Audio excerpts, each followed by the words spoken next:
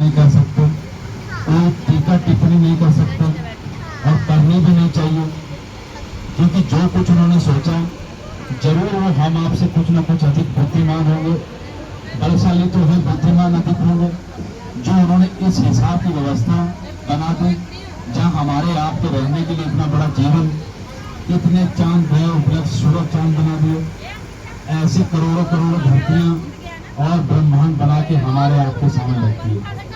यानी ये power, supreme power हम आपसे बढ़कर हमारे आपके भले के लिए कुछ ना कुछ कर रहे हैं। तो ये हमको आपको टीका टिप्पणी से बचना चाहिए। इतिहास भी इस चीज का गवाह है। यदि समय पे देखा जाए कि भाई समय रहते कितने ऐसे उदाहरण आते, त्रेता में, द्वापर में, समय समय पर जिन्होंने भी उस भगवान की बनाई व्यवस्था से टीका टिप्पणी की, यानी उसकी व्यवस्था को मानने से, समझने से इनकार किया, तो उनका क्या हाल हुआ आज हमारे आपके सामने। इतिहास के पन्नों से भी उनका नाम यदि मिटाना चाहो या यदि भूलना भी उनको चाहे तो हम आप उनको नहीं भूल सकते। उन्हीं के उदाहरण लेके आगे बात की जाती कि फिर आप धर्म के रास्ते को छोड़ो मत, यानी धर्म को मान के चलो, समझ के चलो। इसी में देखो रावण का नाम सबसे पहले आता, त्रेता में रावण, द्वापर में कंस का नाम आता, द्वापर में महाभारत का युद्ध हुआ, उसमें 100 कौरवों का नाम आता। यानी ये ऐसे लोग थे जिन्होंने उस भगवान की बनाई व्यवस्था से टीका टिप्पणी यानी इस पावर को मानने से मना किया, और उसका क्या परिणाम हुआ, इनके घर में कोई दिया जलाने तक नहीं बचा। इतना बड़ा बड़ा कुल खानदान, यानी भगवान ने इनको, उस समय कोई हिंदू मुसलमान की लड़ाई नहीं थी कि जिसको ये कहा जाए कि उस समय कोई ऐसी लड़ाई थी। आज के समय में तो भले तरक्की हो गई, धर्म के नाम पे, जातियों के नाम पे लोग बट रहे, समझ रहे, ये लड़ाई कुछ और है। लेकिन उस समय में जो लड़ाई थी वो कोई धर्म के लिए थी कि भाई आप धर्म के रास्ते को भूल रहे, भटक रहे। सबसे बड़ा कारण यदि उसमें समझा जाए, क्या ऐसे उस समय जरूरत पड़ी कि भगवान को धरती पे आना पड़ा, भगवान राम को आने की जरूरत पड़ गई भाई। और धर्म को खतरा उस समय किससे हो रहा है? किसी मुसलमान या हिंदू से नहीं, पंडित ब्राह्मण से खतरा धर्म को हो रहा है। रावण चारों वेदों का ज्ञाता होने के बाद, सब धर्म उनको जान रहे, सब कुछ ज्ञान होने के बावजूद ऐसे कर्म उन्होंने किए जिसका उनको फल मिला। अब ये भगवान राम ये नहीं कहे कि हम कोई हिंदू थे, रावण कोई मुसलमान था, ऐसी कोई लड़ाई उस समय नहीं थी। लेकिन सबसे बड़ी चीज जो आज हम आप में बुराई आ गई, जिसका प्रचार हमारे गुरु महाराज जी बराबर कर रहे, सबसे बड़ी बुराई कि भाई राजा राम का धर्म शाकाहारी और रावण का धर्म मांसाहारी। यही द्वापर में देखा जाए, भगवान श्री कृष्ण का युद्ध, महाभारत हुई इतनी बड़ी, उस समय क्या कारण रहा कि लड़ाई हो गई? उस समय भी कोई हिंदू मुसलमान की बड़ी लड़ाई नहीं थी। धर्म के नाम पे समझा जाए तो ऐसी कोई लड़ाई नहीं थी कि जाति पाति करके कोई लड़ाई थी। उस समय तो वैदिक धर्म था, सनातन धर्म को मानने वाले, और कोई ऐसा बात नहीं जिसको आजकल की बात समझा जाए। लेकिन उस समय भी यही हुआ, भगवान श्री कृष्ण का धर्म शाकाहारी, कंस का धर्म मांसाहारी, पांचों पांडवों का धर्म शाकाहारी, 100 कौरवों का धर्म मांसाहारी। और यही बुराई आज हम सब में आप में आ गई, जिसके कारण इतने बड़े बड़े युद्ध हो रहे, बड़ी बड़ी लड़ाइयां हो रही, क्योंकि खान पान सबका सबसे बड़ी जल्दी बदल गया। यही कारण है कि भाई आज देश में नारा दिया जा रहा है कि राम राज्य आएगा। आप सोचो कितनी जनता को मूर्ख बनाया जा रहा है, झूठ बोला जा रहा है। बड़े बड़े नेता, एमएलए पहले के समय में तो चलो भगवान राम को मानते नहीं थे, लेकिन इस समय, मौजूदा समय में, कांग्रेस के समय में यदि बात की जाए, उस समय तो भगवान राम को नाम लेने से कि भगवान राम है समझते नहीं थे। लेकिन अब तो जय श्री राम बोलने वालों की सरकार आ गई। आपके सामने इतनी बड़ी सरकार चल रही, इतना बड़ा राम राज्य, राम मंदिर बन गया, और जनता से ये अपील की जा रही कि राम राज्य आएगा, झूठे वादे किए जा रहे। लेकिन आप हमको विचार करना चाहिए कि अंडे और मांस खा के इतनी बड़ी बड़ी संख्या में जानवरों को काट मार पीट के आप किस हिसाब से जनता में राम राज्य ला सकते हैं?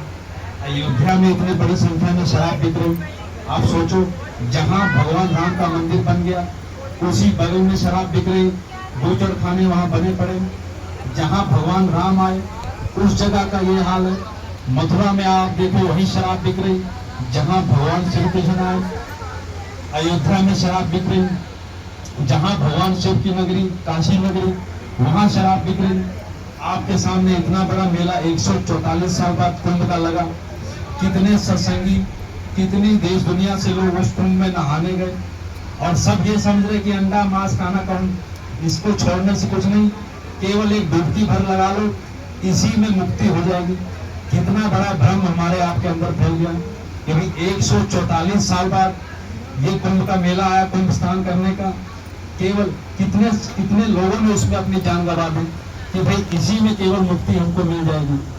क्योंकि सबको ये समझ में आ रहा कौन सा अंडा मांस खाना छोड़ना है कि भाई इसको छोड़ दिया जाए तो भाई मुक्ति मिलेगी। इसको खाते रहो और एक डुबकी उसमें मार लो, इसी से हमको आपको मुक्ति मिल जाएगी। और तो और आपने हमने भगवान शिव को इसी के बीच में लपेट लिया। हम आप उनको ये कह रहे कि भांग पियो, उन्हीं के नाम पे भांग पियो। आज आप विचार करो, क्या आप अपनी लड़की बेटी की शादी किसी भांग पीने वाले के साथ कर सकते? तो इतना बड़ा इल्जाम आपने भगवान शिव पर लगा दिया हमने कि भाई वो भांग पीते, गांजा पीते, उन्हीं के नाम पे कांवड़ यात्रा निकाली जा रही, किसी में नशे करके, इतना भगवा कपड़ा पहन के, उसी के बीच में देखो कांवड़ यात्रा के बीच में भांग पीते, गांजा फूकते और उसी को यात्रा को आप नाम दे रहे। कितना बड़ा धोखा हम धर्म के नाम पे कर रहे हैं। और यही बुराई अभी नहीं, धर्म के नाम पे पहली बुराइयां यही थी। खान पीन जब अशुद्ध हुआ तो उसी के कारण इतनी बड़ी विचारधारा हमारी आपकी बदल गई। अब आप देखो समय लेकिन सबका है, ये तो भगवान ने एक समय बना दिया कि सबको एक समय पे शरीर को छोड़ना है। हम आप भले इसको माने ना माने, जैसे जन्म सत्य है वैसे ही मरना भी एक सत्य है। आप इस पे किसी को इल्जाम नहीं दे सकते कि भाई हमने किसी को मार दिया या डॉक्टर ने किसी को मार दिया, कोई किसी बीमारी से मर गया। जिसको जिस समय पे जाना है उसी समय पे उसको जाना है, हम उसको रोक नहीं सकते। देखो आपके सामने इतना बड़ा विकांड जहाज का हुआ, 300 से लगभग लोग उसमें मर गए। हमें ऐसा नहीं कोई डॉक्टर नहीं था, कोई पढ़े लिखे नहीं थे, कोई छोटा मोटा आदमी उसमें नहीं था। ऐसे समय में अचानक से इतनी बड़ी दुर्घटना हमारे आपके सामने हो गई, तो हमको आपको बड़ा विचार करना चाहिए कि भाई समय का कोई भरोसा नहीं। हम आपको इसमें विचार नहीं कर सकते कि भाई हम कोई हमको बचा लेगा या हम किसी से बच जाएंगे। आपके अंदर यदि ऐसे कर्म आ गए कि भाई आपने अंडा मांस खाना शुरू कर दिया और धर्म के नाम पे आप ये समझ रहे हम मंदिरों में जा रहे, घंटा घंटी बजाए जा रहे और अंडा मांस खाए जा रहे, इससे हमको मुक्ति मिल जाएगी। और इतने बड़े बड़े शंकराचार्य देश दुनिया में आज हमारे आपके सामने हो गए। कोई आपसे ये नहीं बता रहा कि अंडा मांस खाना छोड़ना पड़ेगा तभी आपको ये मुक्ति मिल सकती। सब ये जान रहे कि हमको सस्ते मुक्ति मिल जाए। जय गुरुदेव में मुक्ति थोड़ी मुश्किल है, आपको अंडा मांस खाना छोड़ना पड़ेगा। लेकिन यहाँ तो कोई ऐसी पाबंदी नहीं। आप मंदिरों में जाओ, आप गिरजाघर चर्च में जाओ, आप गुरुद्वारा में जाओ, लेकिन अंडा मांस खाते रहो, इसी से आपको मुक्ति हो जाएगी। कितनी बड़ी धर्म के नाम पर आज अखंडता अंधता हमारे आपके बीच में फैल गई। लेकिन बड़े जिम्मेदारों की ये बात बनती थी, बड़े बड़े शंकराचार्य आचार्यों की ये जिम्मेदारी बनती थी कि आप जनता से बताओ, कुंभ में बताओ, मेले में बताओ। इतने बड़े बड़े कुंभ हुए, ये तो 144 साल बाद हुआ, लेकिन इससे पहले ऐसा तो नहीं कुंभ नहीं हुए। कितने समय से कुंभ हुए, इसी के लिए हमारे गुरु महाराज को जेल में जाना पड़ा। ऐसा नहीं कि गुरु महाराज आज से प्रचार कर रहे, क्या 5-6 सालों में प्रचार शुरू हुआ। हमारे गुरु महाराज ने 60-70 सालों से इसी शाकाहार पे जोर दिया, उसी के चक्कर में गुरु महाराज को उठा के जेलों में डाल दिया। 70-80 के दशक की बात थी, जिस समय कांग्रेस सरकार उस समय राज्य देश में राज कर रही थी। गुरु महाराज ने उस समय मुर्गी पालन, मछली पालन, सुअर पालन का विरोध किया, क्योंकि यही कांग्रेस के समय में ये सब कानून आए थे कि आप सुअर पालो, मछली पालो, मुर्गी पालो, आधा पैसा सरकार उसमें देगी आप, यानी आप इनका बूचर खाना बनाओ, जो करो, इनका पालन पोषण करो, नसबंदी नलबंदी। इसी का विरोध हमारे गुरु महाराज ने किया कि भाई आप कुदरत के विधान से छेड़खानी कर रहे, ये विधान गलत है, आप धर्म गलत ला रहे, गलत धर्म को आप इस देश दुनिया में फैला रहे। इसी का जब गुरु महाराज ने विरोध किया तो हमारे गुरु महाराज को उठा के जेल में डाल दिया, हमारे गुरु महाराज को जेल में डाल दिया। खैर महात्मा तो सबको क्षमा कर देते, गुरु महाराज ने जेल भोगी और जेल भोगने के बाद जब बाहर आए, बाहर आने के बाद उस समय जनता जनार्दन सरकार आई। कांग्रेस के बाद जब कांग्रेस की सरकार गिरी, फिर ये जनता जनार्दन के नाम से पार्टी उस समय थी, आज तो पार्टी दूसरे नाम से हो गई। लेकिन उस समय जब पार्टी की सरकार आई, फिर कुछ समय तक ये सरकार चली। गुरु महाराज ने इनका समर्थन उस समय किया और जब सरकार चली, लेकिन बीच में फिर कुर्सी करके कुछ इनमें आपस में दिक्कत हुई और फिर ये सरकार गिर गई। और जो कांग्रेस सरकार पहले थी, उन्हीं की मंत्री गुरु महाराज से मिलने आए। उस समय जो प्रधानमंत्री थे, स्त्री प्रधानमंत्री, वही रात में गुरु महाराज से मिलने आए और गुरु महाराज ने कहा, बच्चा देखो मैंने तुम्हें माफ कर दिया, तुम हमारे पास माफी मांगने क्या आए, लेकिन अब एक काम करना, आगे तुम यदि दोबारा प्रधानमंत्री बन गई तो एक काम करना, सड़क बनाना, अस्पताल बनाना, उसमें कोई हमारी राय मत लेना, लेकिन जब कभी कोई धर्म का काम करना तो उसमें एक बार हमारी आप जरूर राय लेना। लेकिन फिर वही अहंकार में वही काम हुआ। इतना बड़ा ब्लू स्टार ऑपरेशन, हमारे गोल्डन टेम्पल पे इतना बड़ा हमला हो गया। जब युद्ध हो गया, हमला हो गया, भारतीय फौज उस पर लग गई, लेकिन सिखों सरदार इसको भूल नहीं पाए। और देखो क्या उस वंश का हाल हुआ, आगे क्या कांग्रेस का हाल हुआ। और उसके बाद गुरु महाराज को चिट्ठी लिखी गई कि हे गुरु महाराज, हमसे ये गलती हो गई।